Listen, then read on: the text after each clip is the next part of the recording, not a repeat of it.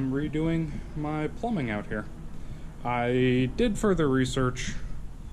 Actually, you know what, that's in the last video, but if you missed it, I did further research, and my water's hard coming out of all my faucets, so it doesn't really matter.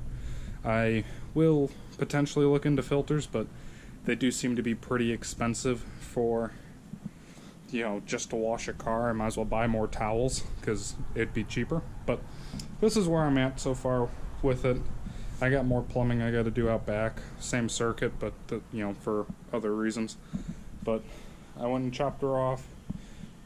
Put a service valve right there so that I don't have to go and dig in the hole in the front yard every time I want to work on it. And then coming up here, you know, here's my spigot, because I'm going to put a hose reel right here, like a normal household one, and have about a 25-foot hose maybe stood up right here. That's permanently going to have the sprayer attached to it, because when I do my finish wash on a car, I really like to have the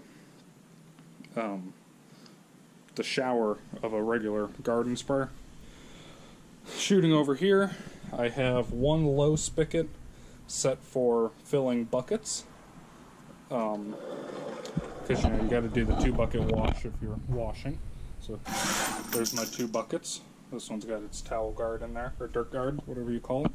But that's for purely for filling the buckets. Reason I didn't put it like on the wall or in the corners, because I tend to put stuff in there for like storage, so it, you know, temporary storage, so it makes sense to keep it kind of out of the way over here. Going back to this, I forgot to mention, I have it set really flat to the wall, about as flat as I can get away with. It could be a little more, but I'm not trying to be too dramatic, because I am very limited for space out here.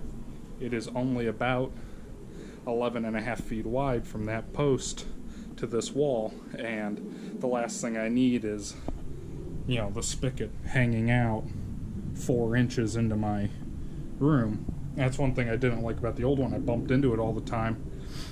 So this one being a little flatter hopefully will be a little nicer. Hopefully the hook that I put here, if I can't find a nice one, I'll build my own that keeps it relatively close to the wall.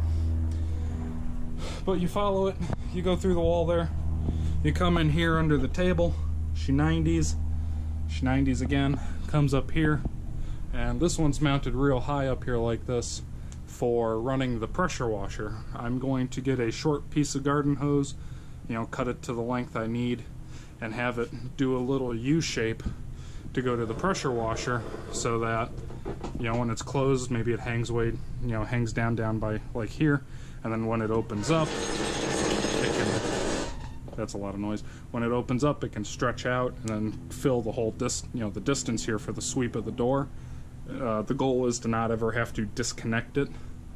Also, having this spigot in here, I'm thinking if I ever need water in this room, which I rarely do, primarily I could just use the hose that I plan to hang over there, or I could put one of those splitters right on the end of this spigot, have one come off for doing the hose thing, have this one go off and permanently be attached to that, because I really don't like hooking and unhooking up things. That's why I have these quick connects, and I actually spent quite a bit of money on these. You know, they're very nice and they work real good and they don't leak, but you know, every time you want to use the hose for something that's not on the quick connects, either you got to find more, buy more, or take them off, and that becomes annoying on its own. And I am a big fan of keeping things simple and, well, not simple, but permanent. I don't like messing with things every single time I go to do something. So that's what's going on in here.